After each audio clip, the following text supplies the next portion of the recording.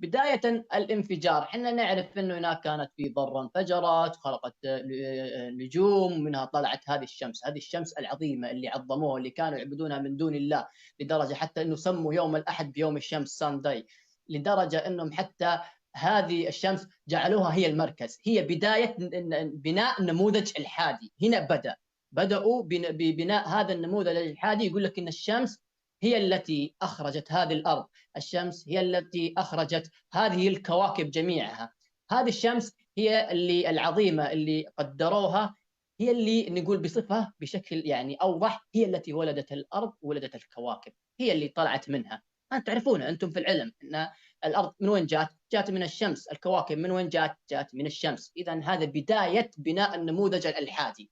احنا نبي نحاول الآن نبين هل هذا النموذج الإلحادي اللي بنوه هل هو متوافق مع القرآن أو السنة أو لا؟ إذا مو متوافق بالقرآن أو السنة، معناته هذا النموذج الإلحادي لازم نشيله من راسنا، لأنه بناء إلحادي يؤدي إلى الإلحاد في مستقبلا.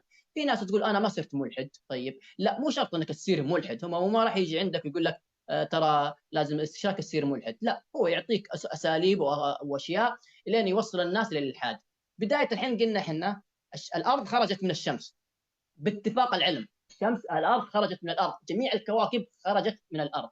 طيب الان انت في نظرك هل تشوف الله سبحانه وتعالى بين في كتابه ان الارض خلقت من الشمس؟ هل الكواكب خلقت من الشمس؟